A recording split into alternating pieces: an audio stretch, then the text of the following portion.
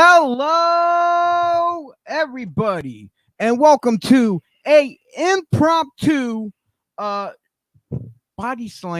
podcast show we have for you. No, this is not Breakfast and Body Slams, and no, this is not Thursday Night Slams. I'm here with my man T. Reyes, who I pulled out of bed early in the morning because we had a late night with his birthday and watching AEW. I hate you. He hates me very much. This is our impromptu podcast show that we were trying to figure out. We were juggling around. We had some ideas. So what the hell? Early in the morning, last night or whatever it was, I came up with the title, Pop-Up Pipe Bombs. It does it justice because we pop up anywhere to do a show. And we're going to drop whatever pipe bombs that's in the world of pro wrestling. So, right, this is exclusively pop-up pipe bombs. What do you think? Sounds pretty good? Sounds pretty good. Decent indeed. I'm not going to waste no time because we got men at home. We got men on the road right now traveling as well. First and foremost, I'm going to go right down the line who I have on my screen right here. No particular order. We got the better Bernard, the Saint Bernard, Mikey. Yes. Hello, everybody. What up? That's right, the better Bernard. And our next tag team partner to step into this colossal debut ring of ours, none other than Austin Hamill. What's going on, guys? Woo! He's finally on the Prime show, not that Scrapple bullshit. And I'm not on my phone. And last but not least, traveling remotely from I guess the mobile version of us, our man, the one you've seen since day one with me in the studios, Dennis Reaper. What's up, everybody? What up? How's everyone doing? Good. I'm remote on Route 30.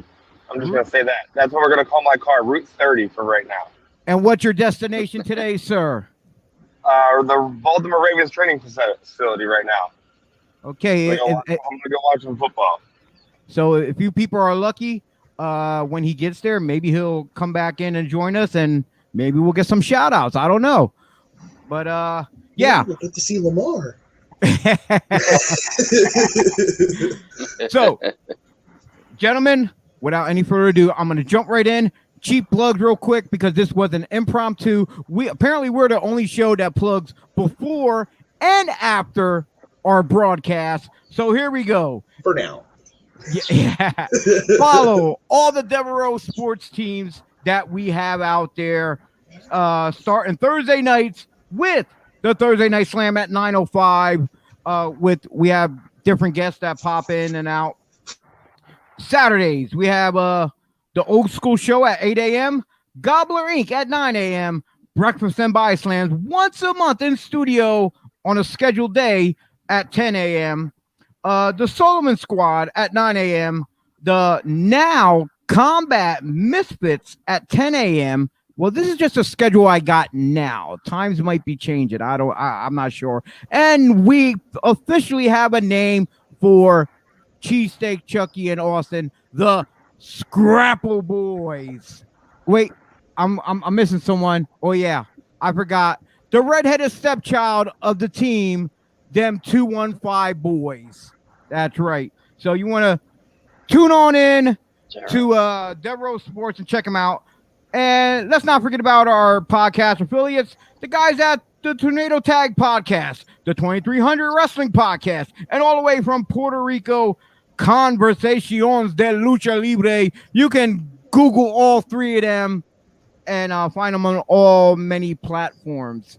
But let's jump right into things. We're talking AEW All Out. It was a hell of a show. Let's start off. You know what? We're not going to jump around. Let's start from the beginning with the I can't even call them a kickoff show because that's the other brand. The pre-show. The buy-in. The tag the buy-in. There you go. The buy-in. Thank you very much. T, since you're in front of me, do you have a you want to kick us off with the buy-in match? The buy-in match Why I featured fix this camera? Jurassic Express. Who was part of that? Jurassic Express. Orange Cassidy, I think. Orange Cassidy, Best Friends. Versus the Hardy family. Wheeler Yuta. He's part of Best Friends, though. Yeah, I don't know what the hell's been happening to Trent recently. He's been like there and he's not there. It's weird. Whatchamacallit versus the Wheeler Hardy family. You talking about Wheeler Yuta? Wheeler No, Yuta. he's talking about Trent. Trent. Yeah, Trent Beretta. It was an excellent, fun match to start off the show. A lot of back and forth.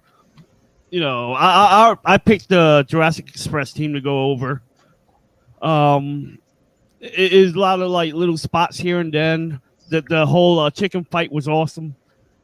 I'm trying to remember everything because yesterday was. Honestly, I heard people kind of bitch and complaining and saying that I'm sorry, I have to jump ahead. That the Big Show and QT should have been on the pre-show on the buy-in, which I kind of disagree. It kind of fits the purpose because you had the fans up here after that Punk and Darby match, so you got to bring them down a little bit because you don't want to give them a major heart attack just to come back with the main event. I think that 10-man was perfect for the pre-show because in any show you want your first match to be hot and heavy, but you don't want the crowd coming right into it all bored at first because sitting there waiting for the show to begin. So I'm glad they have the buy-in match and that there got their engines revved up.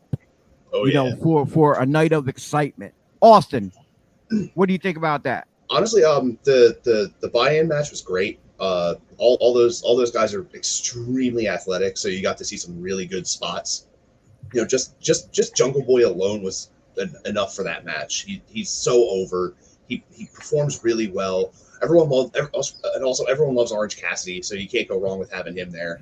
It just overall just a really good match. I really enjoyed it, especially for a kickoff. Can't go wrong. Yeah, most definitely. Mikey. Yeah, I agree with Austin. It was a great match. I love both teams, especially the Jurassic Express. My God, those guys are great. I love watching them. So I'm excited to see what they do with those guys in the future. Dennis, you have anything? I honestly did not watch the buy-in because I was not at my cousin's house yet to watch it because I had a long day yesterday. So I got there right when they were kind of doing little video packages and things like that, but I did not see the buy-in. So all right. I think I wish I would have watched it. Well, the buy-in was hot and heavy. They diving and basically just high spots. Yeah, it was little fun spots. There was a chicken fight in the middle, like the match between Jungle Boy and I forget who they put up on the other shoulders. And then on top of that, we got to see the return of the Butcher. Yeah, from the Butcher and the Blade. Yep. So that was nice to see him. And one thing, when they start off, you got Matt Hardy, the leader of the team. He's coming out. That kind of surprised me seeing Matt Hardy coming in, but then yet they played it really nice, especially when they had him signaling where he wanted Orange Cassidy and everyone. Well, 2 out of the 5, they started off, but the whole thing between Cassidy and Hardy, I don't think it's over. I think this is just a beginning for some more stuff. So anyway, then we kicked the show off with a beautiful opener for All Out. It was Miro defending his TNT championship against Eddie Kingston. Now, I popped I popped at the beginning. I think we all did. There was some people Yeah. there was some people shitting on me because my message was left unread at the time because I put a screenshot of the like from Friday night. As soon as he told Miro to redeem these nuts, I literally sent a private message to Kingston telling him like, bro, you gotta have them make these shirts this here. It'd be money. Well, like I said, I got shitted on because I posted the post and just so happens it showed the tag in the corner that it was unread. But just so happens, what does he wear when he comes out? Go figure. Yeah. It was golden. It's not even that. There were signs too in the arena with redeeming these nuts. And you know what? I'm pretty sure I'm not the only person who thought the same thing because there's many people out there with the same ideas. But yo, that match was hard hit. I thought Kingston was actually gonna take this shit. For a hot second, he almost had us. But our picks prevailed, and but it was an exciting match. It was basically just hard smash mouth throwing people around. It was good. It was a good opening match for the sequence. Like I don't know, this whole show was spectacular. Yeah, it was. I mean, the first match, the way they tore it down, that was back and forth. I agree. I thought Kingston was going to win for a minute there too. I was like, you know, like it had you. They were pulling at the You heartstrings. were in on it, so. And you know, T brought up a good thing last night that this is going to continue. It's going to continue to New York. Yeah. When New York happens, Absolutely. It's Kingston's hometown. They got to give it to him then. You know, Kingston Miro 2 for the TNT championship. It's gonna just happen. too obvious, and it's right there. You know, I think if they do that, I'm not sure his run will be lengthy, but it'll be a cool thing for him to go over in his hometown in New York, with that crowd being pro Kingston. Yeah, it would definitely. This is going to build up to something way better once New York hits, for sure. And especially because you think both Miro and Kingston are both such amazing performers. They're both just game every time they get into that ring and just blow the top off the place. And right after that, the next match actually, hold on, Dennis, what do you think of the first match? So look, I didn't hate the match. I didn't love the match.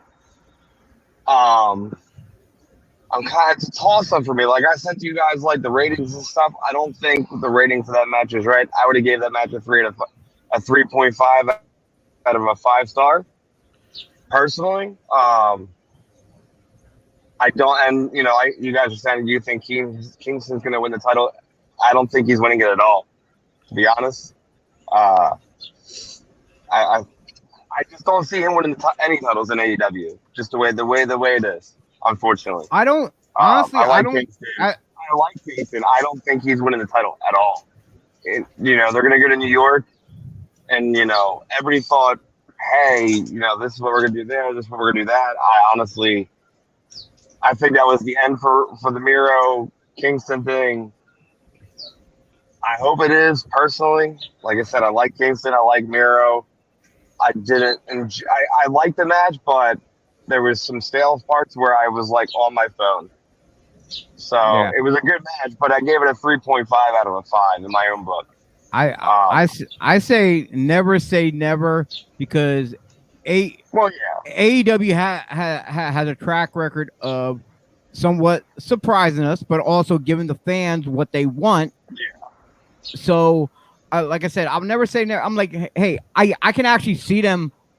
Like most fans will say, oh, we can't see him as the company champion, but I can see AEW turn around and kicking everyone in the nuts and be like, yeah, we're gonna put it on Kingston, because there are fans out there who believe that, you know, Kingston can carry the title. Just like his attitude and stuff like that is just right up there with like Moxley and stuff like that. Definitely. Yeah, like That's if they true. if they do put it on them, I don't think it'll be in New York because it's too easily known. Like I get it that AEW is doing things where they're pretty much telling you what they're gonna do, but I would prefer them not to for certain things. Like if Kingston does win the TNT title, just don't do it in New York. Make it something more unpredictable, a little bit more special than New York.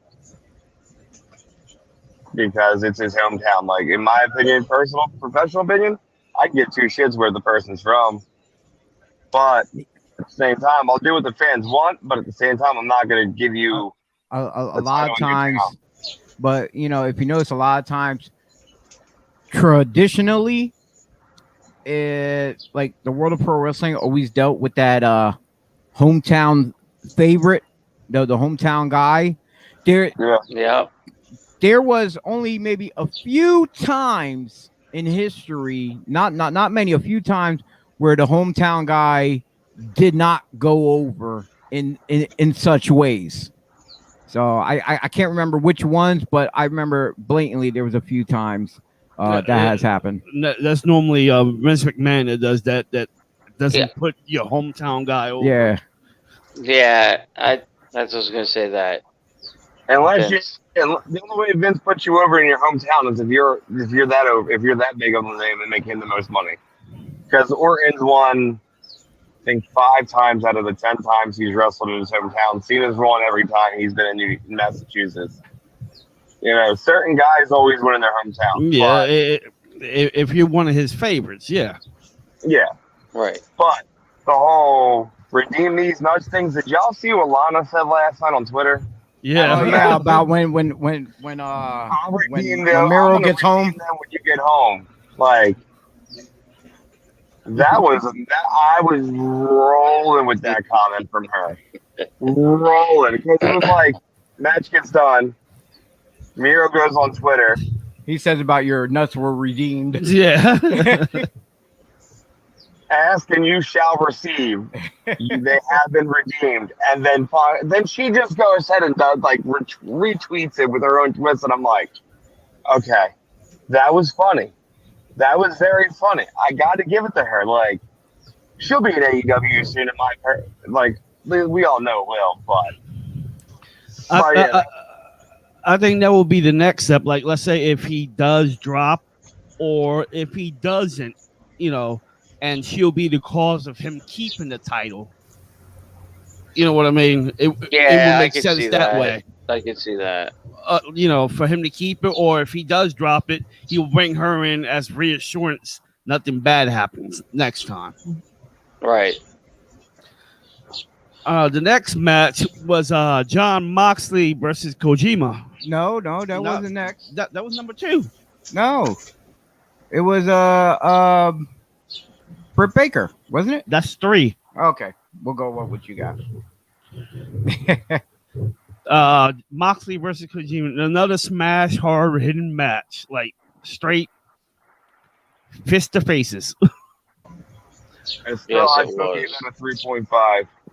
I'm with you on that one. It was a decent match, hard smash mouth match, but it didn't capture my interest like that. Yeah. Like and again, this is what gave me the 3.5. As Gio knows, I'm all about making everything look good and look real and legit. And some of those forearms and things were so soft that my almost 9-year-old could have did it better. Yeah, there were a handful of forearm spots that were really soft. Like I love. And it's Moxley's booking. Like this is he wants to face all the Japanese guys, and now I know why. After what happened Saturday night, now it all makes sense now. Makes perfect sense. Makes sense 100%. He just won a title on Saturday night at GCW. Nick Gage comes out, and he pretty much says, "You want it? You know where to effing find me." And Nick Gage goes, "Okay, I'll show up." Yeah, Nick Gage was just like, "Bet, dog." So like we mentioned before, this ain't gonna be the last time we see Gage in AEW. No. Yes, no, you're gonna get Nick Gage versus Jon Moxley for the GCW title in AEW. Oh yeah, and they made it pure. They defined it at the end of the match with the King coming out after that match. No, that was the exciting part of the match. when his music hit, I popped. Chio did not know what was happening. No, because I was busy on my phone. I was like, oh shit. I was like, what's going on? And he kept saying the king. I said, I'm just naming random Japanese guys because I did not recognize the song when the fans were singing along with it. So I'm like, I know it's someone from Japan. I don't got my glasses on. I can't tell who's on the damn screen. I'm like, who the hell is it? And then as soon as they announced, said his name, I'm like, oh, okay. Yeah, I was like, it's the King. And he's like, who's the King? He's spitting out half the New Japan roster. I'm like, bro, how do you not know the King if you're spitting like half his compadres out, you know? Yeah. It just didn't click there. It just didn't click with me. But that whole like 2-minute spots was better than the whole Kojima match. It really was. Like that was so nice, and the best part about it is how Moxley sold one move. And it was the power drip, like one move, and that was it. Like, thank you, Mox, for making that move look real again, and to find that finisher should only be done one time, and you shouldn't really kick out much. Yeah. My wife isn't a huge wrestling fan, so when she saw the gut style pile driver spot, she went, "What the hell is happening?" I'm like, "Oh, only the greatest pile driver you'll ever see in your life." When he came out and the fans were singing his song, I'm like, they know this shit? I was shocked. I was like, they finished the chorus. I'm like, whoa. Yeah, it does surprise you when you see stuff like that, especially like when the fans finish and you're like, what? They know? And the thing that surprised me the most is how soon they're putting that match on TV right away between Mox and Suzuki. Yes, because you're gonna get Nick Gage versus Jon Moxley in New York. Oh yeah. Because between New York and now, how many more are we gonna have step up weekly to take on Moxley before New York? All of Japan. You're gonna get all the deathmatch hardcore Japanese that come out of the room. Oh yeah. You know what? You know who I would like to see make an appearance to take on Moxley before New York? Matt Tremont.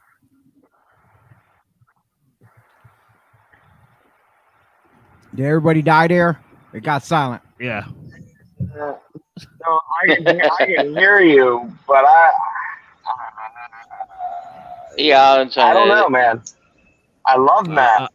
I love Matt. He is a great human being. I think he deserves a shot. Maybe. So, anyway. Then you know. But you know what? We ain't gonna know until we find out.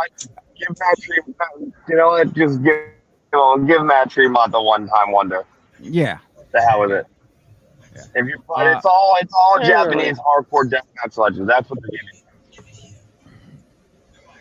So from there, from the Moxley match, we now you go to Britt Baker. Now we go to Britt Baker. Yeah, I see the lineup right here finally on my phone here. Sorry. Ooh. She retained her title against Chris Statlander. That match was going back and forth. Yo, the girls brought it. Seriously. It was a very good match. The crowd was super into it. You know, as heel, is amazing how over Britt is with a face light. So it's like, is she a tweener? Because, like, Lord, she's too over to be hated, you know. But she's the bad guy. I swear to God, the bad guy sitting next to me, he just checking his scorecard. Boom. All right. I'm 3 for 3. Holy shit. And he keeps going on throughout the night. But there's one that I'm skeptical about because we'll get to we'll definitely get to it then. We're on this match. And you guys can help me judge his pick. He's trying to say he had a perfect streak of picking all the winners throughout the night. But like I said, we will get to that match when we get to it. But so Britt Baker, man, like there were several times where I thought, for a second I thought they were going to give it to Statlander, but with Cole coming in, well, we'll get to him later on too. But now with a power couple there, another power couple in AEW, they're definitely going to keep the title on her a lot longer, and I don't mean a couple months longer. She might be champ for the next year, probably. She's the most over female to have. Yeah, she really is. Oh, yes, they are. Yes, she is. And like you said, they brought it. They tore it down. It was back and forth. But the close calls is where I was like, I think Britt's keeping it. I think she's keeping it.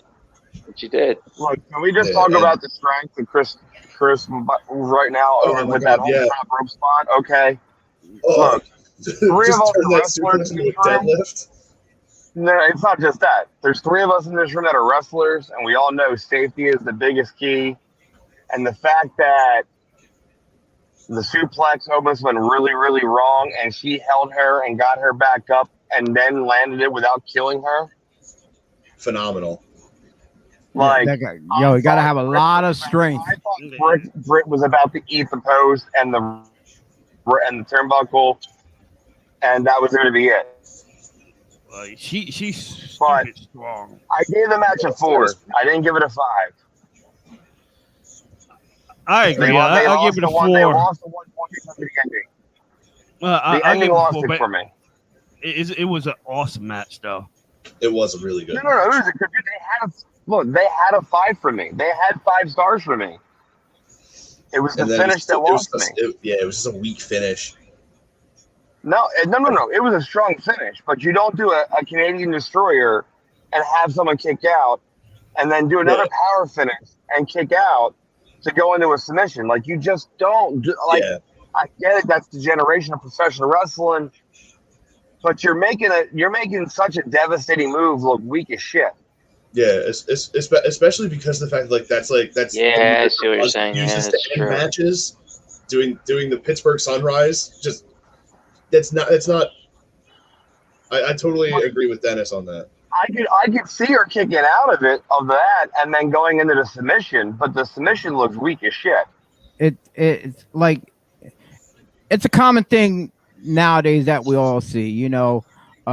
Moves that used to be finishers are not even finishers anymore. It's like, okay, it's a hit or miss, situation with anything right now. And we can have this conversation all day about who's doing what. Oh, the crowd loves it, this, that. Well, but you're killing it for everyone else when everyone's kicking out of everything. But like I said, that's for other conversations. We're just talking about all the excitement that went down last night at All Out, because like I said, they oh my God, they just like stomped a mud hole in the competition right now. There's a lot of people, who are disagreeing, saying that Vince ain't going nowhere, this and that with the other company. Just the fact of the matter is they really need to step their fucking game up. I'm sorry, I got a curse on here, but I just got to say it. It's true though. It's true. How I see it right now, and I'm gonna take it from a WWE saying, but AEW last night just shocked the entire goddamn system, the entire goddamn business. They just finished digging the hole for Vince to jump in. There's nothing Vince is going to be able to do to come back from last night. I'm sorry. You changed the whole NXT landscape now, and I get why. You got rid of all this talent out there. You lost to AEW on Wednesday. It wasn't really a Wednesday night war. but you bowed out because you knew you couldn't compete with what they were doing because they're doing like what I forget who said it, but or no, it was what Angle said. Angle said AEW is giving you the Attitude Era style wrestling. That's what they're giving you.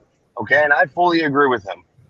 WWE is giving you the PG era, and I don't have a problem with either one of the programs. And the thing is, right now, and thing is, right now with WWE, with the whole PG thing, like you said, is they pretty much have to go that route because with their it's their agreement people like Peacock and shit, yeah, with the networks, well, you know. Peacock doesn't matter. Peacock has some really raunchy shows on their system, but it's Fox and it's and them. They're the ones pulling the strings, and no one believes me. And now people are starting to believe when I say the networks are paying Vince, and they're pulling the strings on what Vince is doing. And here's the thing, though, with those networks involved with Vince, it's the same bullshit we saw many years ago with ECW. As soon as the network got involved and they start toning down their shows and stuff like that, their shows there with the network was like plummeting, but they still had their uncensored shows on the regular ECW TV, which they just spewed whatever they wanted and did whatever they wanted, which was better to watch than seeing it on the damn networks. Yeah. Oh, I agree 100%. Like NXT, I see people throwing a fit about the new NXT logo. Listen, I can give two craps what their logo looks like because everybody that knows in the world, every time you need to change stuff up. You need to change what it looks like just to give it a fresher look. Yeah, well, yeah, it's the same thing with WWE. You see how many times they changed their logo from the past. I miss the old school WWF logo when they were all like in together with the gold and silver. Yeah, the gold, the silver, light blue in there. Yeah. I missed, but you figured they had to change the F. They had to get the F out. So, but they could have changed the F to an E and still kept it almost. Yeah, and like, I totally agree with what Dennis said though. Like, the second I just feel like it's like so fitting that the second that NXT does this rebrand, AEW just blows the entire thing just out of the water with everyone they bring in like the same week. It's like you're watching Fast and Furious and they hit that button. Yeah. For the no, they didn't just hit the button. It's like they just wanted to send the rocket up in the sky for Vince, and they just pushed the button to launch it. But it's not Vince. It's here it is. The networks are running NXT. It's not Triple H running it. It's not Vince running it. The networks run it. And now the network's like, hey, your ratings are getting worse and worse and worse. They're doing better than you. We need you to change stuff. So now they change stuff, and that's gonna be their biggest downfall. NXT is done. I'm gonna call it now. NXT is done in the US and in the UK. I think it is just there. They just buried them. Well, speaking of blowing a rocket up, the machine's ass, as we call WWE the machine. I thought we were talking about Brian Cage. No. And I'm not gonna talk about the surprise, all the surprise people they brought in, debuts and this that. The one thing that blew him out the water was me. I'm gonna say the match of the night, and T was agreeing with me last night, and that was the Young Bucks versus the Lucha Brothers in that steel cage match. That was brutal. That was beyond brutal. That was incredible. Oh, if I was able to give 5 stars, it'd have gotten a solid 7. Yeah. It hands down. Like, I'd never seen another tag team match inside of a steel cage that rocked it like they did. Especially when then like I'm not gonna be too hyped on the whole sneaker thing with the tax, but it worked. It worked for the match for what they were doing and how bloody they both were, especially Penta. Oh my god, yeah. After that match, he was reaching into his mask and his fingers were just coming out, just coated in red. I was like, dude, this was insane. Yeah, bloody mask underneath his mask. Yeah. Dude, just every time I watch but it Ray made Fenix, for a great match. Yeah, every time I watch Ray Fenix in a match, I'm like, I can't focus on anything else. This dude's too amazing. Yeah, I would literally want to go and watch that match again. You know, him flying off the cages and stuff like that. Doing like that like how he usually, when like a dude's on the apron, he'll do like that tightrope walk across the top rope and give him like a field goal kick. How he did that on the top of the cage to Nick. So good. Or the one part where he pivoted and bounced off the side of the cage. I forget what he hit there. That match from the start when the Lucha Bros came out with the entrance. Oh my God. Yeah. To the finish had everybody's attention. That's what made it the match of the night. It's like, you know, for that brief 15 minutes, people totally forgot about CM Punk. Mm-hmm. And you know, it's funny. I'm not a big person on musical guests coming in and performing when the guys are coming down the ramp, but they did this right. It was like it was on point. They're coming down with the headdresses and stuff. And the thing is, usually when you hear a lot of the production stuff, like their microphones or whoever is controlling them on the live performances, when they're doing it at any other show, it just doesn't sound like they actually adjusted everything the right level. These guys came out, and I could understand how clear they were of what they were saying. Everything was pretty much on key from what I saw. What made the match even better is everybody wanted to see the Bucks lose. Everybody wants that was the one match that I was wrong on. Young Bucks lose. What happened? I was excited to see the Young Bucks lose. I don't think anybody in that company that has power should have a title. That was the one match that I got wrong on my picks. I thought that the Elite would do anything they can to see the Bucks keep those titles. That's what I thought. Yeah, with, that's what I thought Cutler too. there. Yeah, he did. The writing was on the door in the bear. The writing was on the door.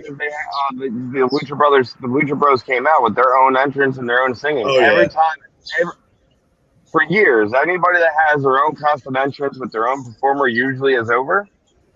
Oh yeah. And AEW is still following that kind of formula. So I expected it. The Lucha Bros to win. I expected the Young Bucks to lose. They need somebody else to have the run with those tag straps, and the Lucha Bros have that magnitude to do it. But the writing was on the door as soon as the Lucha Bros came out. As soon as I saw that they had, live performers from them, like, all right, well, I'm glad I picked them. I only got 2. I don't even want to say I counted. I should only have 1 loss. So I didn't really pick someone for one of the matches, but still mad as hell about the other match I got wrong. Yeah, and you see how much blood at the very end when he's out there hugging his kids and getting blood all over him. Penta was. Yeah. I'm like, what the hell? That was definitely not talked about because security and officials were pissed. Yeah, they're trying to rush him off the stage to get the next match rolling. He bring my kids down. I'm like, bro, they're trying to kick you out. They were trying to get the cage up. That's the thing. They were on a time schedule, but they are. Because the farther you go over the time that you were given, you have to pay extra money. But you wanted to send your kids back out into the crowd after you just wrestled and you broke the protocol rules of Chicago. Okay. Now your kids have to go to the locker room with you to get cleaned up. Yeah. It's funny because you said that about the time limit, because somewhere after the 11 o'clock hour, the screen went black for at least hours for a half a second. I'm like, well, there goes Dad. He has to pay money now for the extra time. But that match was phenomenal. It was like you forgot about every other big star, or and I'm not a big tag team person like that. I never have been. But that match, it was great. It was great. It really was. All right, gentlemen. And moving along, we had the 21-woman casino battle royal with the winner earning a future AEW women's title shot against Britt Baker. And I was gonna say, well, here's now where we do talk about a debut. Yeah, and we seen like a return or two, a couple. I know. At least one that I can recall. You had the girl from the Dark Order making her Anna Jay. Yeah, Anna Jay. Riho was back. Yeah, Riho. Emi Sakura. This guy here. This guy here found a new crush. I guess Sky Blue, her name was. Oh my God, yeah. Yeah, so he's like, I'm in love. He's going crazy. He takes things out of proportion. I say, who's that? He said more than who's that. I said, she's hot. He's over here. He's like, I found a new crush. Words. I should just be and recording. Then I said, I should record his reactions next time. I feel like a dirty old man. I said that. See, dirty old man. Oh man, she's probably old enough to be my daughter. Me, like, we had for the wild card, we had a couple different. No. I'm saying, but we also had a couple other thoughts too as well. If it chose to happen not to be the one that came out, we actually like. I was actually thinking. Who knows? It could have been, and this is far from. This is me just like shooting way out there. I would say Brie Bella. I'm like, that would be some shit because that would have been with Brian being there.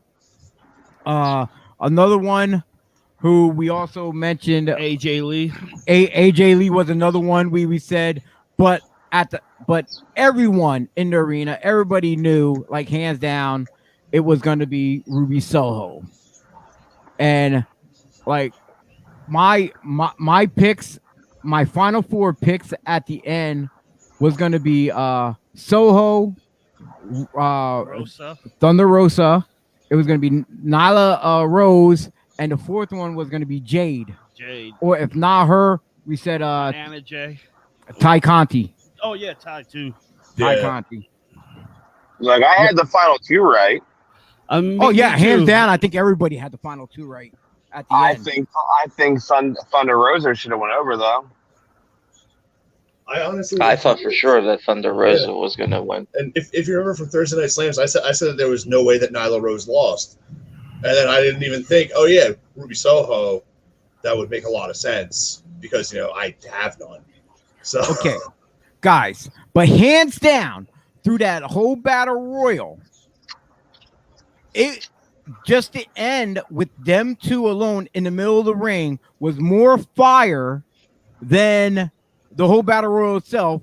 When Thunder Rosa chopped the shit out of her. She said, I was like, I feel it.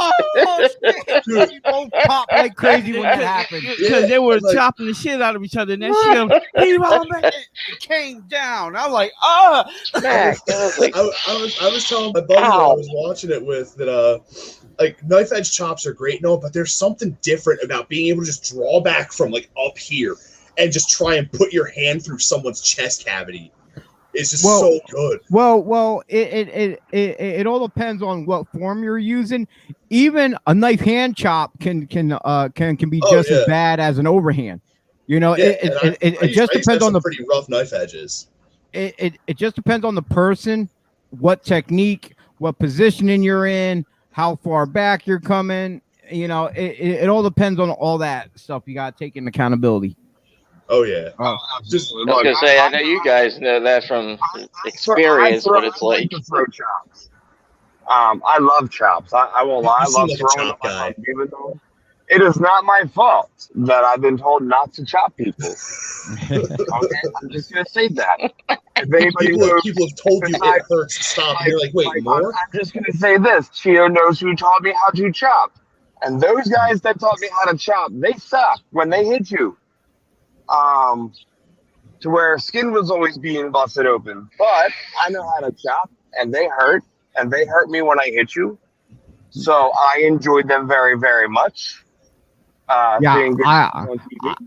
have continuously throughout time, I had to hold back on chops sometimes because I have a tendency of being heavy-handed and not realizing it sometimes. So me and Dennis is like, it's like, when you practice chops, a lot of people don't get it. Like when you got the best way to practice is on a concrete wall. And people look at you like, what the fuck are you doing? And like, hey, well, you're building up your hand, for that impact, because one day you might get in there with someone who's a heavy chopper, and you're gonna have to give them back. Like, dude, chill out, calm down. We're here to work, So, but but these two girls, oh my, and. Honestly, it's not going to be the end of that. My man T called it last night. He said right here, we're going to see Thunder Rosa turn heel. I don't know. That's another female wrestler that's so over that even if they make her a heel, she'll still be super over like Britt Baker is.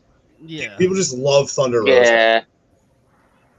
Yeah, he was saying, I guess this was supposed to be like her moment. Yeah, her moment, and it got like robbed from her, almost like how the moment got robbed from Belair when Becky came the back. whole Becky Lynch thing, yeah. So I can see that happening. I can see Thunder Rosa, and she'll still be over no matter what, regardless. Yeah. You could also see you could probably put them three in a triple threat match somehow and just kill it, and still have Thunder go over, keep Ruby out of it, and then Baker gets her time. So it could go either way, because just because Ruby got the number one contender spot, things could change. Just because Ruby Soho is the number one contender doesn't mean that Thunder Rosa ain't gonna stop trying to get at Britt Baker. No, she's gonna keep trying. Thunder Rosa wants, you can just tell from how she performs and how she acts on the microphone. Once she's determined towards an opponent, no quit. Yep. Now the next match is controversial. If you check your scorecards, this is the one where this man here is trying to say he has a perfect win. I do. And because it's Jericho versus MJF. His picks, the way he worded it to me was by heart it was Jericho. By logic, he was going MJF. And then, so before that bell rung, I took into consideration, you know what? I'm going with Jericho. And guess what? My pick stands. Plus, it was my birthday, so there is no rivalry to what the fuck I said that day. I'm thinking he gets a half a point for that because no, it was his birthday. He gets the full point and some. Oh, you're gonna go there. I'll give him 1.5 because it was his birthday. Son of a... Look. So that's the case. Technically speaking, the women's match for me doesn't count for me not picking the right winner because I didn't pick it until the match was already going on. So I guess you get the point for his birthday, right? We're gonna give you the point because of my birthday too. All right. Well, I didn't pick Ruby to win. I said Thunder Rosa was gonna win. So. Oh well, no, you have to have the winner. Yeah, I said Thunder Rosa. Well, and I picked before the bell. Yeah, I didn't pick during the bell because honestly, I didn't know who was gonna win until I saw who all the cards were before the guests, and I was like, all right. That was it. But no, I honestly thought Jericho was losing last night. No, what honestly changed my minds a lot was I was thinking, I'm like, all right, he has the Jericho Cruise coming up, and he has all of the AEW roster that's going to be there. So Yeah, he's not retiring. Now, but here's the thing though. Before the match, if you listen to the announcers, one of them mentioned that this is for his AEW career. They did not say his whole entire pro wrestling career. You know, Yeah, he still has a good relationship with Vince. He can go back if he wants to down there. And he still has a decent relationship with NJPW. I'm not even saying about going to other companies. Just the fact that he has his cruise, like even if he lost, it wouldn't affect that because it's his own personal thing, you know. But yeah, when this match was going all over the place, which I didn't care for it when it went into the crowd. I think going into the crowd kind of took away from it a little bit. They should have kept everything around the ringside area. Myself personally. So I don't mind them going into the crowd. I really didn't. Because it made sense for that. It made sense that this was going to go into the crowd. Yeah, because they've been feuding forever. Now, as they were coming back to the ring, though, Jericho had like the thing with like the to like set the lines of the movie theaters, just dropped it on his head as it came back. That match was fun. I like the finish. I enjoyed the rope angle finish. I thought it was cool. I thought we were gonna get the double swerve there. Like, okay, foot on the rope. They restart the match, and by hook or crook, MJF still picks up the victory afterwards, even though the match got restarted. Even though the clear thing is, hey, you know, in history, match get restarted, babyface goes over. I thought it was going to be the swerve where, okay, the heel still goes over, even though after they restart the match. That's what I was looking at. Yeah, I had that in the back of my mind that could happen, but I just hated it. For the most part, I thought Jericho was definitely going to win because of that. I hated it. They should not have changed the outcome last night. They should have let MJF over and then come back on Wednesday with Tony Khan going, you're right, your foot was on the rope and Oliver, you missed it. Now you're getting another MJF versus Jericho match in New York. I feel like it definitely would have been a better way to resolve it instead of just having it all end on Sunday like it did. Like, they did a WWE thing. There's no plays in wrestling. Like, they need to stop doing that shit. I get it. It was like, yeah, because they had Paul Turner. Cool, but it was really like, why? Why would you go do a WWE spot? This isn't WWE. This is AEW. Keep what you've been doing. I get it. Jericho is your big guy. Like, and all they were saying is, Chris Jericho's AEW wrestling career is over. They never said his career in AEW is over. It was only he could never wrestle again in AEW. Now, here is my stupid thought. Yes, I'm gonna say it was a stupid thought that I had. Oh, I have a ton of those every day. It's fine. Yeah, that's cool. Thank you. Oh man. People probably want to shoot me for just even thinking this. I didn't say nothing to you last night. I just had it rolling in my head. The idea was, what if MJF did go over? Jericho was out for a long period of time. Now, it's common knowledge that a certain second generation guy is been talking with Jericho. I'm not sure if he's been working out with Jericho. I think he worked out with Lance Storm before too as well, but he's training to work. What if, let's say, a year goes by and Jericho decides he still has unfinished business with MJF, and instead of him stepping up to the plate, out comes David Benoit. That would have been sick. Like I said, a whole year would go by of him just training secretly, whatever, and then like to try to debut him like that, as you know, as Jericho had some unfinished business, and you know, it'd be a sweet ass debut. I know that. Oh yeah. Hell yeah, it would. Dennis, let's hear your negativity, because I know a lot of times you shoot me down on shit. So I don't know. I don't know how. I like the idea. No, I actually do dig the idea. I have no issues with that idea. I just don't know how the fans would feel about it. Yeah. Like, wrestler-wise, like, I think David Benoit deserves a fucking opportunity. Part of my French pat, I don't care. I'm going to curse. But that dude, he didn't do anything. Yeah, it's not his fault. You know, I get it. The name, is there. But what did he do? Nothing. It was not his fault what happened. And people are harping on him for that.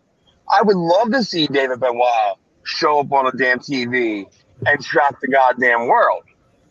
It would be AEW is going to be the company that does it.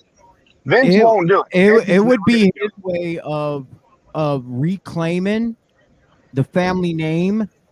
Yes. And you know, and like, even though the legacy was tarnished, it's for him to reestablish it, the Benoit name and do something. But like I said, it would have to be like a year from now for all that, because from the pictures I saw, I get like, he's still not that big as some guys. I think he needs to bulk up, get more in-ring training, get a lot of matches underneath his belt before anything like that happens. But like I said, that's just me going off script. That's me talking stupid. I'm glad. That's okay. I'm glad to hear you. Well, because I'm glad to hear that you guys actually agree with me. What's that? I had a way dumber idea last night. So it had nothing to do with Vicky Guerrero, right? No. God damn you, no. Did anybody recognize what MJF's gear looked like? It's a king's robe. Yeah. Yeah. Who's the king's robe? Well, Lawler. Okay, that's one. Unless you're talking Booker T. No, I'm talking F Booker T. Unless you're talking about Eddie Gilbert, the King of Memphis. No. I'm not really talking about that. I'm talking about like his actual wrestling attire. Oh, his gear. His trunks mimicked Ric Flair's trunks with the lettering on the trunks. Yeah, on the ass part of it. I seen that. Yes, I caught that immediately. MJF's ass, dude? All right, look, I looked at MJF's ass. All right, it's a nice looking ass.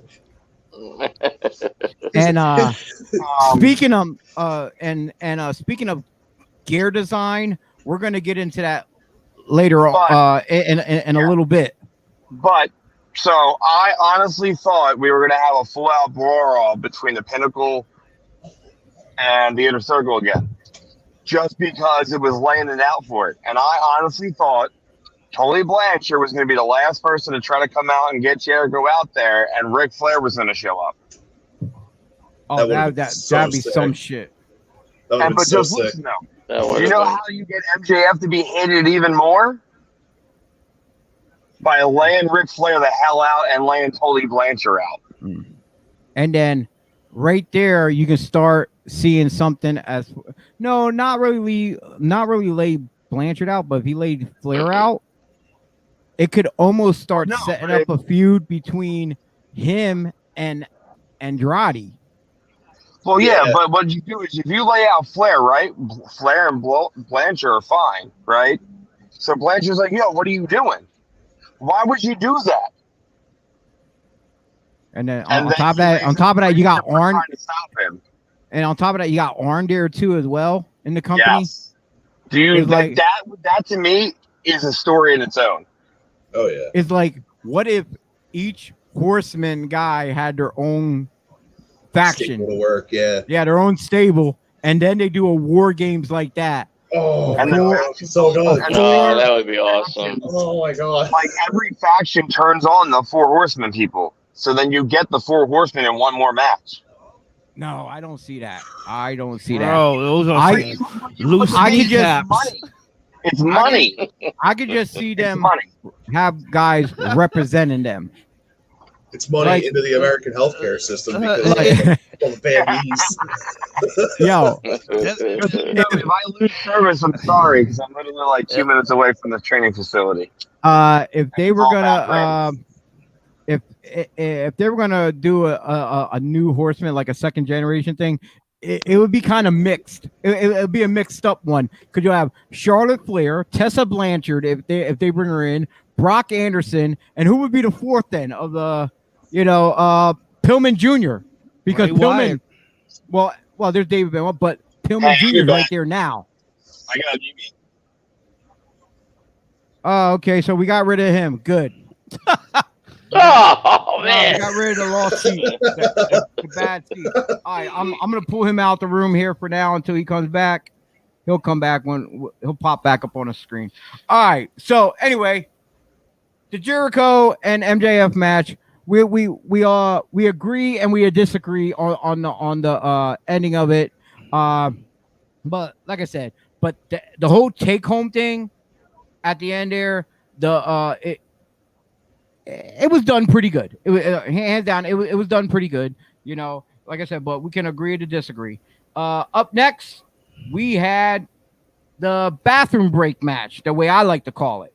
Yeah, as much as I love Paul White, because he's a big guy and I love seeing big guys work. It was just one of those matches where it wasn't really hyped what everybody wanted to see, really. That's why I said there was some argument online I seen where people was believing it should have been on the up there on the pre-show, but Paul White came out victorious, and like those massive hand chops was ugly. I was hurting, but hopefully get a chop from him. The Paul White staple of shush the crowd, smack. Yeah, love it. We were actually talking before. We said, what about if MJF went over on White? What are the odds that he goes after someone like Mark Henry and starts becoming like the giant killer or whatever? He going after all the big men in the business, and then all of a sudden they bring in Braun Strowman being, and he just murders. Yeah, I remember we were talking about that before. Yeah, but then we were sitting here talking about White's gear, his outfit. It kind of resembles Mark Henry's a little bit. And we said, what about if Mark starts wrestling again, and Paul and Mark just end up teaming up in AEW? These two big gigantic dudes. It's like, it's almost like the Colossus connection, the Natural Disasters, Bundy and Stud. You got these two big guys, these massive guys that are ready to put some hurting on people. But like I said, there wasn't too much said about that match from online discussion, and the one that but before that, we actually missed one. I didn't talk about one I missed, was the CM Punk return, his debut match back after 7 years against Darby Allin. Now, the kid was throwing his body everywhere. What surprised me and T, which I don't think T liked too much, was Punk's long tights he was wearing. Not that I like it. It's just I don't know. It didn't fit him. It's not a look that we're used to. Yeah, basically. Yeah, that's what I was gonna say. It was a lot. He always wore the shorts that were like just a bit below the knee, where you could just barely see the knee pad. And I didn't mind it. I can understand. I actually dug it. I thought the color scheme was cool. Now, I'm a huge fan of vibrant colors. So now, if you notice something on his tights a little bit, even though the colors were the blue and they had the red and all black, for me personally, it kind of reminded me of an old school Heart Foundation type, where you had the two stripes down the side, but instead of having hearts or whatever on the side, he had the stars. Stars. Yeah. That's what it reminded me of. It was his way to pay homage to the city of Chicago. He had the blue and the red in there for the Cubs, the black and white in there for the White Sox. I feel like it made sense. Right. That's probably just me being the sports nerd that I am, though. Oh yeah. And hands down is like that match had the fans on edge because a lot of them really did want to see Darby go over, which the society of everyone, they're all, everyone wanted to see Punk, but like the ones that like the smart, the really hardcore fans, I'm gonna say the really that probably watch everything out there under the sun, they were strictly going Darby. You can tell by it. Yeah. I don't know what you were watching. Everybody wanted Punk, but I mean, well, I'm saying the hardcore one, the hardcore ones who were behind Darby, though.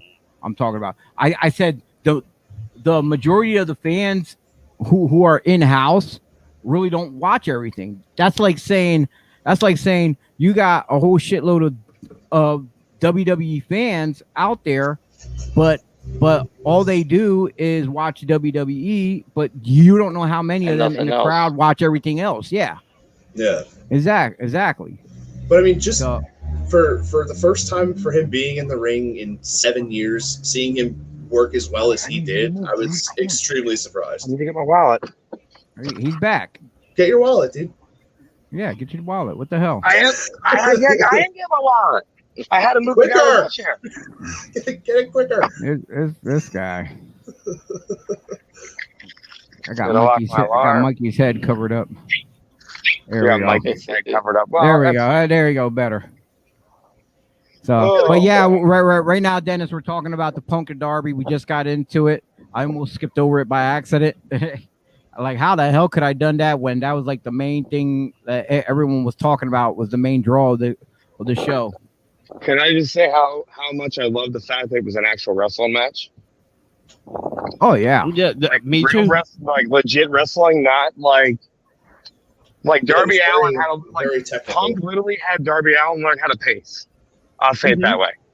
Like 100%. He learned how to pace himself.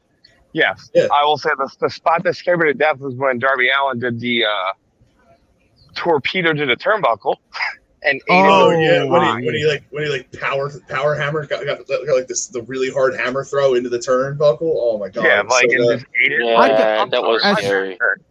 As soon as he hit, I literally thought he busted open his forehead or something, but here it turned out it was just paint rubbed. Yeah. And then he pointed out you pointed out the other spot. Was it that match? No, you're thinking the other match. The one with the main event. Yes, that's the one I'm thinking. Yeah. So I was like, these guys are like, where are you going? I'm like, Baltimore. Sorry guys, I'm talking to people down here. Oh, I thought you had some guests out there, some superstar guests. It's a long time. No, so I'm gonna mute my microphone, but I'm gonna listen to you guys. Okay, and he's muting his mic, and then we'll hear him whenever. So, but yeah, I was left pretty much flabbergasted for that match there because I really didn't know how to react, because at the same time I'm here thinking to myself, I'm like, and I made a smart ass comment to T. I said, yeah, look, this match is lasting longer than his MMA matches. Oh, man. Throwing digs at the guy. I mean, you're not wrong. No, it is. Yeah, it's true. It is true. There's a difference between wrestling and MMA. We all know that. It's no secret. Right. Look at Brock Lesnar and Cain Velasquez. What happened there? Oh yeah. I'm like, he's a fucking beast. True. But yeah, it was good to see Punk back in the ring. He looked really fit. You know, he was a lot thinner than what we were used to seeing him when he was in the E. You know, because he was a little bit more thicker too. On top of that, you could tell from like his promos and all that stuff. Like age did catch up on him. The black eyes are a little bit more thicker than what they used to be as well.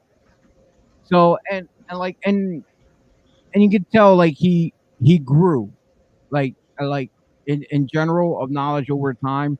Like how you said, Darby learned to pace himself. So throughout the years, Punk learned to pace himself and now he's just returning it back to Darby. And there at the end, when the match is over, I was happy to see him shake hands with Sting and with Darby.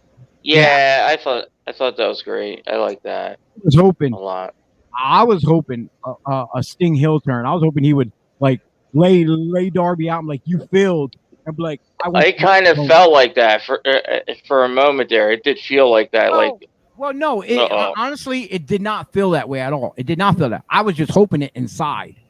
I was just hoping it, but it did not feel that way at all. I did not see it gonna happen like that. But yeah, I was hoping Sting would have stepped up and be like, oh, well, he failed. I'm up next, Punk, and we see Sting and Punk go at it. What do you think, T? Yeah. Do you honestly think we're gonna see Sting and Punk go at it? I don't know. You can never say never in these type of things, but I didn't see a heel turn like you did. Yeah, I was just enjoying the match. The match was a very, very good professional wrestling match. I was happy. I was happy with the outcome. I was happy with the handshake. You know, it was a really, really decent match. It's like the top 3 matches in the night. So, yeah, one of the top 3. Yeah, the first being the steel cage match. Yeah. So. Yeah, it was a good back and forth match. I agree. And before just the technical work alone was solid. Like Dennis said, he definitely taught Darby Allin how to really pace himself, because he's a guy who's pretty much every match he's in is all gas, no brakes, until someone tries to like wear him down with like headlocks and stuff like that. And CM Punk definitely really gave him a lesson in like, hey, you can still have an amazing match by not being at 1,000 miles an hour all the time. Yeah, exactly. And for the one match that I almost skipped over. I can't believe I almost skipped over that match. It was by far, I'm gonna have to say, that had to be number 2 out of the night. Number 2, yeah. Yeah. Just for the fans' investment in it. Oh, definitely. It that match was, I don't want to do the comparison, but that match was the Hogan Andre match that drew the fans into seeing WrestleMania 3, and then Macho Man and Steamboat stole the show. That's what this was. It was that match drew the fans in because they went to see Punk, but the Lucha Bros and Young Bucks stole the show. Yeah. But jumping back on to the main event though, because we already talked about the QT, and I was tempted to say Big Show for a second there. Paul White match. No more BS, dude. Yeah, no more BS. Exactly. We jumped right over to the AEW Heavyweight Championship, the world title.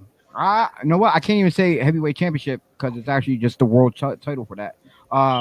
Kenny Omega defeated Christian. Now, there was talks that Christian had his number since he and it's funny how they said Christian is the only man to pin Omega recently because he took the Impact Championship with the TNA title, which, if people forget, what about the AAA title? Didn't he lose that to Andrade down in Mexico? I don't know. That's what you said. No, he beat Andrade. That's what I thought. He beat Andrade. Oh, he did? Oh, okay. Yeah. All right, well, then I stand corrected. Thank you. The last time Omega technically lost in an AEW ring was when him and Adam Page dropped the tag titles. Well, I stand corrected. Thank you very much, gentlemen. And that was Hangman that got pinned and not Omega.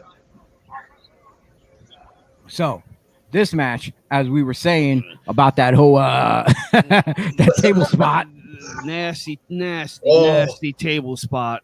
No. Christian got his ribs rearranged by the table. Oh, really did. It's like the whole table said "fuck you" and punched right through the table, right into his ribs. I'm like, oh no. That table leg had no give, dude. It was so bad. Yeah, I thought the leg punctured Christian Cage's ribs. Okay, because he was spitting up blood. Yeah, and that was not from a mouth shot. That was from the table. That's why I told Dave. I said he might have internal because he spit in a rib. Dave said his lip looked busted too. But I'm like, dude, he started coughing up as soon as it hit his ribs. Well, his lip was busted because all those V triggers he was taking. Shit. Straight in one after the other. Holy shit! I would have been like, look, let's take it home, dog. Yeah, there was a point where I was like, man, Christian's getting a steady diet of V trigger right now, and that's not good for the body. He was making him eat every single one of those. But I saw Omega going over because he put Christian over for the Impact title, so it just copacetic it was going to happen. And you see how the crowd got on Omega's ass when he slipped off the guardrail when he went to do the backflip. Yeah, but he was funny about it. He said, "Oh yeah, because he looked at the crowd. He was like, hmm." Well, the thing is, when you're as talented as he is, you can make fun of yourself. You can make light, and I'm like, hey, but look, yeah, I might have slipped, but I can still hit it. Can you? Can you fans that are out there judging me? Can you do this? No, right? No, not at all. So like the first attempt, he went to the springboard with his back to Christian, slipped, played it to the crowd, and then went like literally for a second, like had his back to it, went, no, turned around and faced it, jumped up and did the turn as he went up and failed it on the next time through. Yeah. Did you hear what Omega said to the camera? After he did it? I heard something, but I can't remember what he said though. He looked at the camera after he nailed the second one when he did the whole backflip, and he looks and he goes, "Let me be honest, I meant to do that." Classic Kenny. Like, he said it, and I started laughing. Like that's the pinnacle of how good Kenny Omega is. He again, Chio and me learned this years ago. You need to know where the cameras are. We teach that. He knew where the camera was, and he played right to it. Like, hey, camera guy, come here real quick. I meant to do that. It's like blatantly like I hate to go off subject, but since you mentioned that, I was up in a match up in Erie and I got busted, unscripted, over the top of the head by a steel chair. It caught me, the hard part caught me on top. Just so happens I had my hair dyed with with blonde highlights at the time.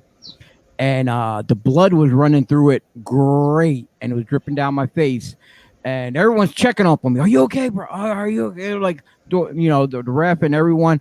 First thing out of my mouth was, "Where's the camera?" They pointed, and I put my face right in that camera, right there. And that's what you want, because it attracts. It gives you give the people the reaction what they want if they're watching it at home on video and this and that. Right. You're putting it out there. Don't hide it. Put it there. So that's what I say. Look for the camera. Whether it's a photographer or a video camera, put it there, because that is money. Always. Yeah. Well, what I got from yesterday, you know how Christian's little logo is will outwork everybody? Well, he got worked last night by Kenny Omega.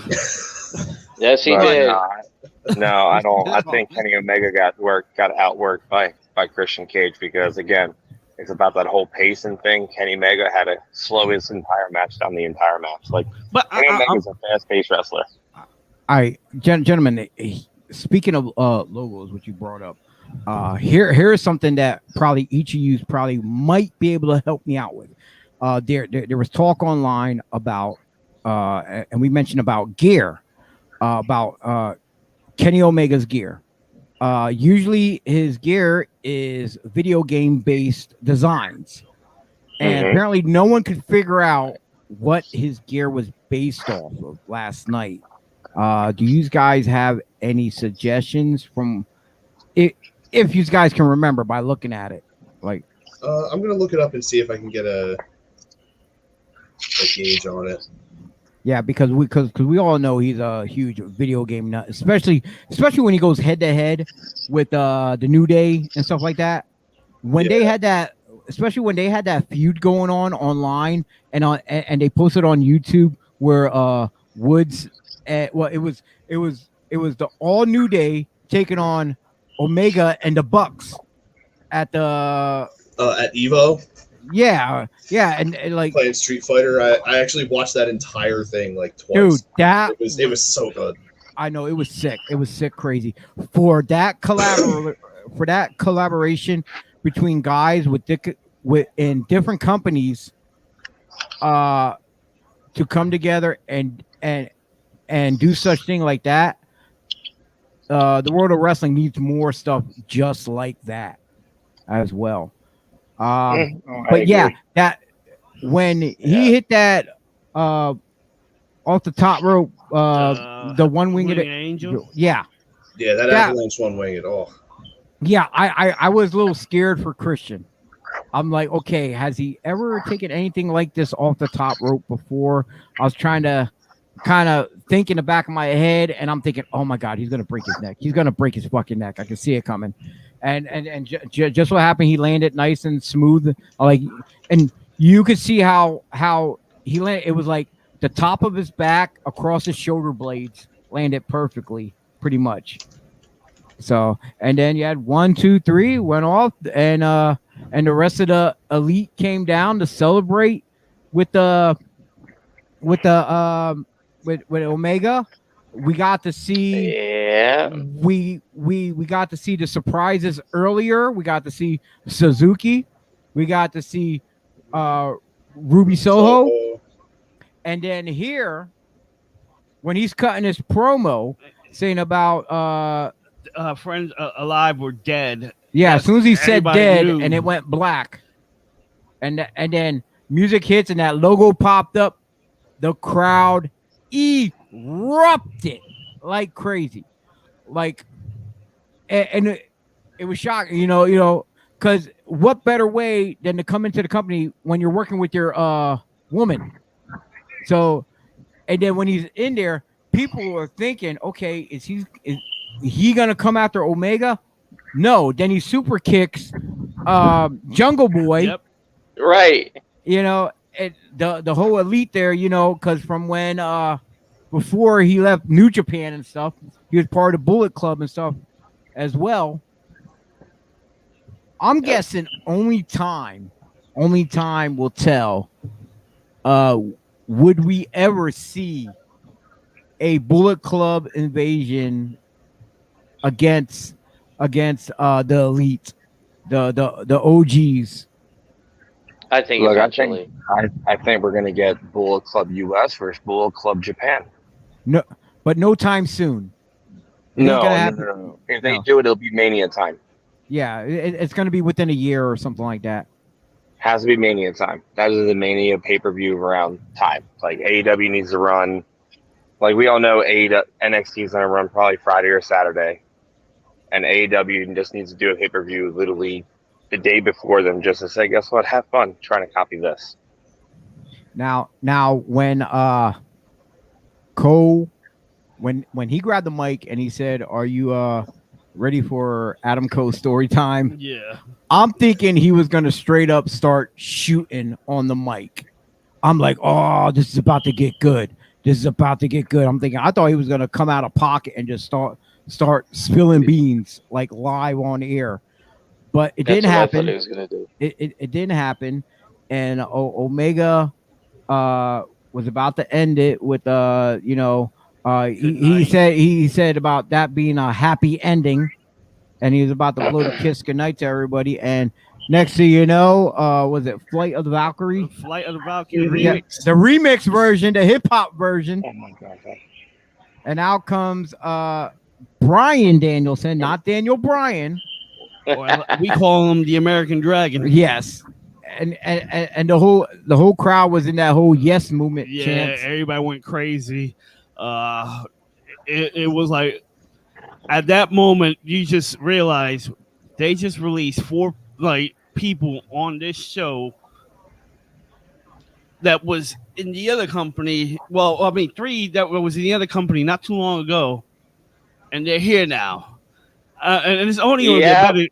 It's only going to get better. Like in my head, I'm thinking of all the feuds. Like, damn, we going to get Danielson Black, Danielson Punk. We're going to get Danielson Cole Punk. You got Cole a lot Black. Of combinations. And then you just start throwing Andrade. And my mind was going like, yes. Yes. Yes. Yeah, it was what you're saying. I'm looking at it different way. I'm seeing it Shawn Spears versus Punk. Shawn Spears versus Danielson. Shawn Spears versus Daniel Bryan. Adam Cole. Like, that's who I'm seeing it right now, because that would be even more money. Because Vince didn't believe in any of them to face Adam Cole or Shawn Spears. Now look at them.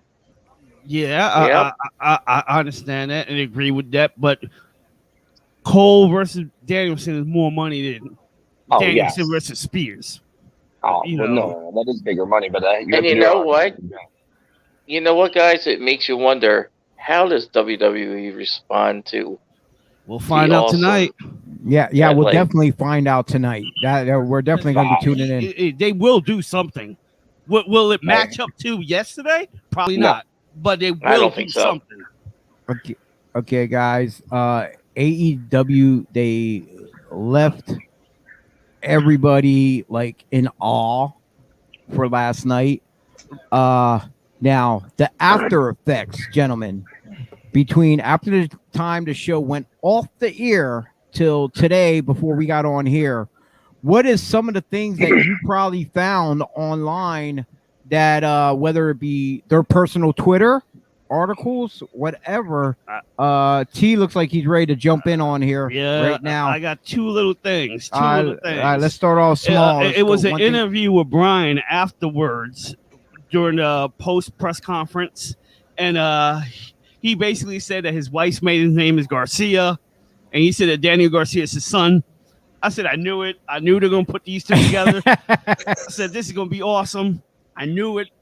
Another thing was Pete Dunne posted a picture, and the picture says boom, space, probably, and it has Adam Cole on the bottom getting his fingers broken.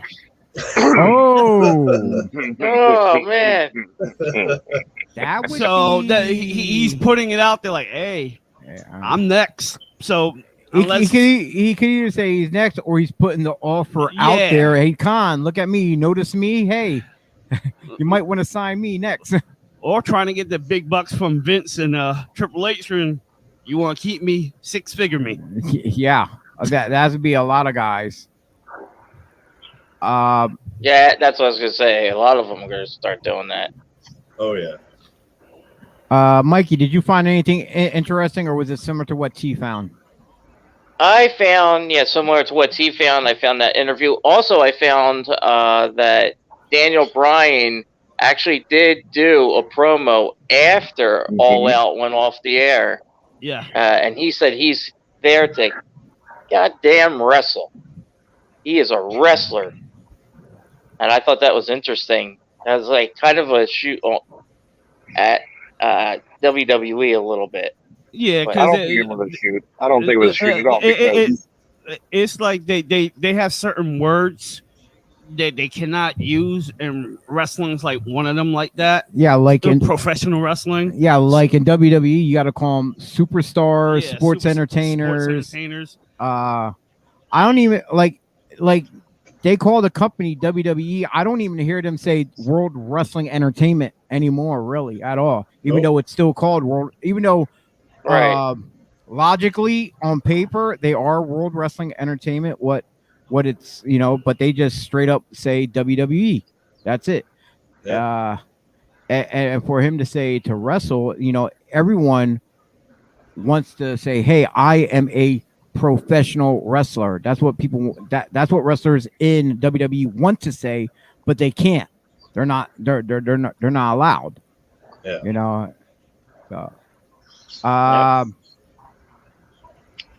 Austin, you have anything? Aside from the things that T and Mikey brought up, I did see something. I don't know if it was like someone doctored or something, but apparently Jerry Lawler was in attendance and had like a quick little meetup with Jim Ross after his post-show presser. Because Jerry Lawler's not a part of WWE anymore and hasn't been for a while. He's been doing stuff with like indie promotions and stuff. So he was like the stuff that Lawler does with WWE currently. It's like a 1 day contract thing. So like if he comes in to do something, they sign the contract just for that 1 day. Yeah. You know, so everything's legal and you know for financial reasons as well as money. So you know, boom, get that day knocked out, then he's free to go, and he just comes in whenever they need him to. Yeah. That was the only other thing that I had found. And when Bryan Danielson was in the ring and they had like the whole like 4-on-4 scrap, and then the Elite like left at standing at the top of the ramp, they put the camera towards Adam Cole, and you actually see him yell at Bryan Danielson, "You ruined this night for me." Like I was surprised that like Adam Cole being one of the main guys now was competing in that little brawl at the end. I can see the Young Bucks doing it because you know, hey, they are who they are. Them and maybe Gallows and Carl Anderson. I can see them, you know, doing their thing with the with Brian and other guys. You seen Omega jump right out right away. I would have thought to see Cole jump out too as well, but Cole like he went right in and yeah. So did his screen freeze? Dennis, are you still there? No, I'm here. Oh. I had someone texting me real quick because I'm at the training center. So I thought for a second I thought you froze. Or debating, are you going to run out into the field? Oh dear God, no. He's going streaking on the practice field. No. People would pay me to put the clothes on. What did you find out? I'm pretty sure someone would pay to blow you up midfield. Look, the only like once I have to limit my screen because I have to look at this stuff. So if it looks like I froze, I'm not. I'm still here. It's the stuff we have. What was it? CM Punk after his match, he did the all-out media call. He's like, I'm not Hogan, I'm not Savage. Daniel Bryan and Adam Cole, they're not the outsiders. I see parallels. This is totally different, and I'll go ahead and say it. People can quote me. They're going to be pissed off about it. To me, this is bigger. So he's literally telling everybody that all three of them in this company is bigger than Hogan and Savage and WCW. Yeah, I seen that. I was going to bring that up. I'm glad you did, though, before I did. Yeah, like I saw that and I was like, okay. And I don't I'm not saying it's bigger than that because I don't know if anything ever will be bigger than that, but it is pretty goddamn close to the biggest names in WWE have now jumped ship to AEW. Hogan's heel turn alone had to be like the biggest thing that happened in pro wrestling, up to where Punk's return to AEW. Yeah. Oh, 100%. There was that, and then there was what was it else? Now I gotta go to the Facebook group, the messenger, because I know I posted. Actually, there's all that in the ratings. Is what all the ratings that are going to be that came out so far. Yeah, it's like we constantly see memes put out after last night. T brought up one about there was like a parody of Vince McMahon saying I hired the wrong con. Yeah. Yeah. Meaning Nick Khan. So that was pretty comical. One of the things I saw recently was somebody put about catering is now all elite. Oh yeah, because WWE got rid of like the companies that catered, so now talent has to deal with the arena food. Sessions, yeah. Oh yeah. rough. Or the ones I sent you like right before we even went on. Like they got Punk, Brian, Cole. What we're gonna do, Dad? And then Vince goes, Get Jake Paul Paul on the phone. Or the one you sent earlier today where it was like, when more new stars show up and you know you ain't getting the belt no time soon, just a picture of Jungle Boy. Poor Jungle Boy. Poor Jungle Boy. Poor Jungle Boy. So over yet so underutilized. One thing I want to mention that's not AEW related is WWE. If you noticed, when they have their new developmental trainees that I guess that joined their NXT roster, did anybody notice that Sefa Fatu has joined the roster? Yeah. Yes, I did see that. Yes. What is your take on that? I think something big's gonna happen. That's the feeling that I get, that something big's going to happen. I don't know what, but something big's going to happen. But wait, but you don't know what or why? Yeah, I don't know what. I mean, the fact that he signed. But do you know who's he is? He is related to the Usos, right? Thank you. I'm calling you out there. I was testing you on that. The thing is, coming up, I'm not sure when. If it's the end of this month or the start of next month. Alex Hammerstone is going to be fighting Jacob Fatu, who's been a MLW champion for like ever. So if he and most likely Jacob Fatu is going to drop that title to Hammerstone. Question is, what is his contract status with MLW? Yeah, like will it run out? Because will he be able to join? Well, I think things are gonna quick. I'm getting feedback from somebody. I can hear myself. I can barely hear you, so I'm just gonna tap out. I can't hear you, so my earpiece and stuff out. So, all right, so it's coming from Dennis's phone. Here. All right, Dennis is out of here then. Later, man. Get you later. All right, so we'll go back. All right, so anyway, with everything going on with the Usos and Roman Reigns and now Brock Lesnar's on the scene and stuff, I'm thinking eventually something's gonna happen where we're gonna see Brock Lesnar go after the SmackDown Championship. Something's gonna happen to the Usos where they're either gonna be unable to be at ringside, they're gonna be kicked out of ringside area, Paul Heyman too as well, whatever. And I think the hook or crook in that final in a final match between Brock and Roman when it does happen, maybe months from now, when WWE is ready, that's when they're gonna bring up Sefa as a surprise I can see to help Roman keep the title. And then they'll have all three Uso brothers right there behind Roman Reigns. Yeah, I totally agree with that. And then I can see that, because just when it looks like Brock's going to win, like all of a sudden, it's going to be a screw job. Music. Yeah, it's going to be a screw job. And then Brock is going to go ape shit crazy and try to destroy everybody then. All of them. Starting with all three Usos. I could see something like that happening. Yeah. And Heyman's going to be on the shit list. So to get to Heyman, he would have to go through all the Usos, go through Roman Reigns just to get to Heyman.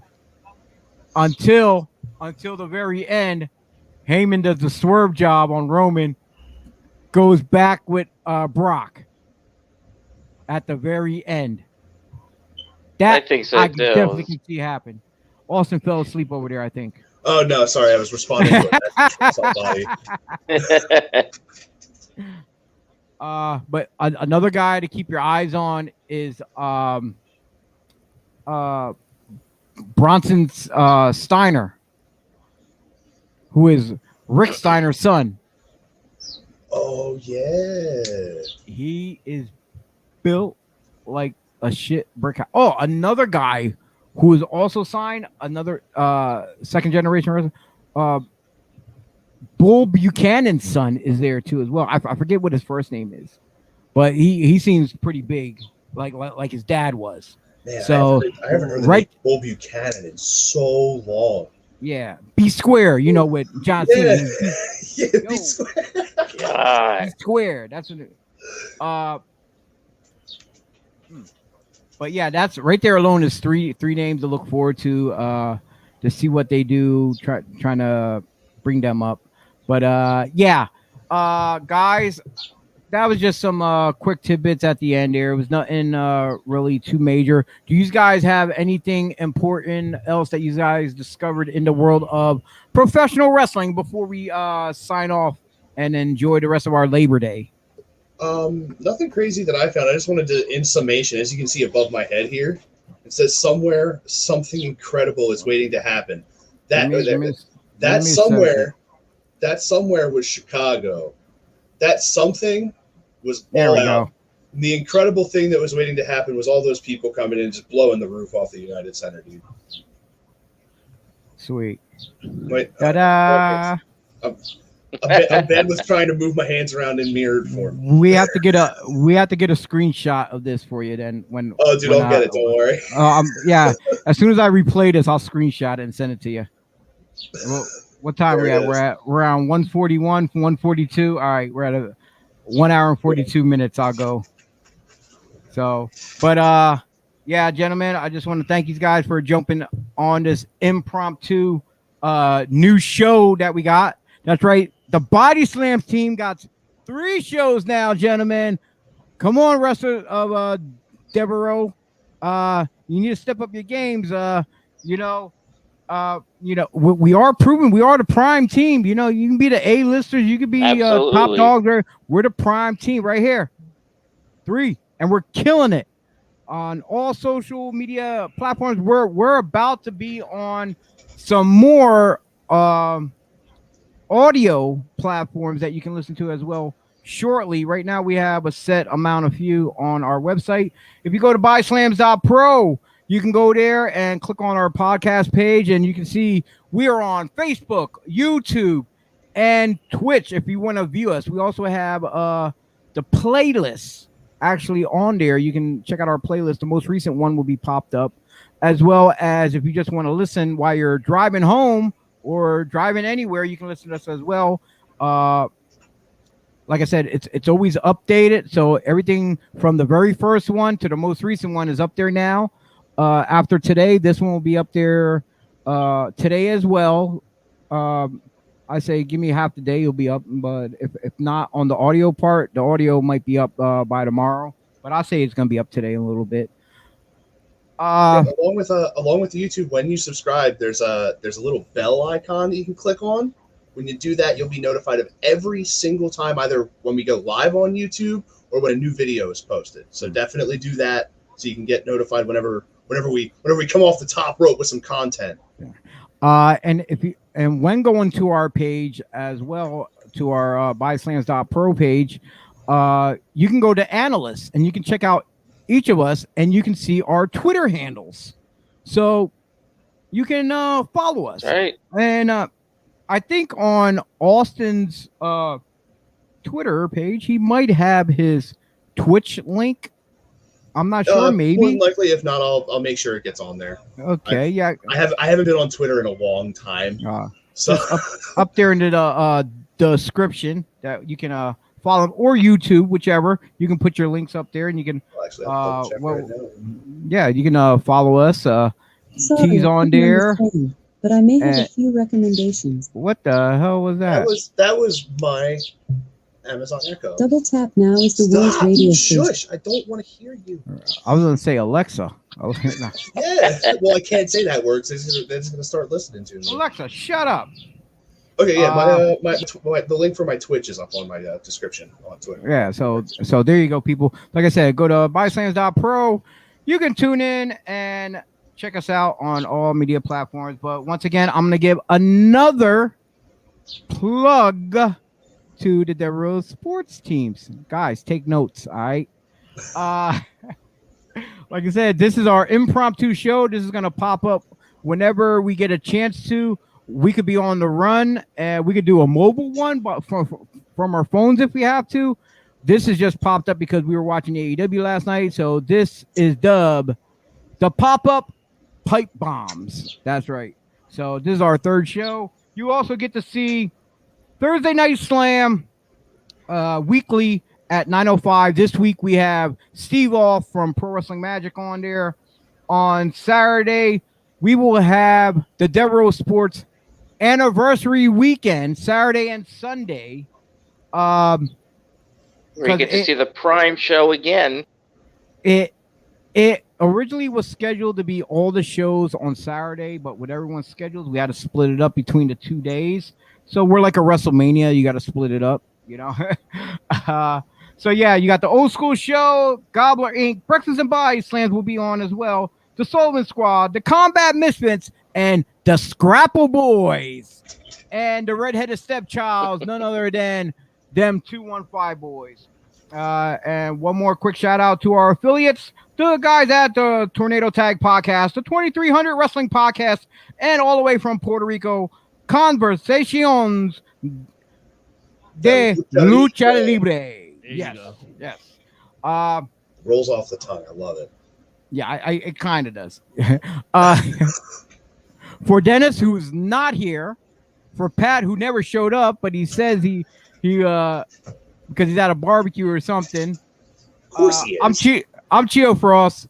This is T Reyes. What up? You got Austin and the better Bernard, Mikey down here, and this is Adios. We are Goodbye. We are podcast. We are BodySlams. We are who we are. We're leaving. That's what we're doing. Yes, we are. Yes. I will say goodbye. Mwah. Thank you. We love Good you Labor all. Day. Deuces. Bye. Bring me Bye, food. everyone. Bye, everybody. Bring me food. My birthday was yesterday. Peace. Pat.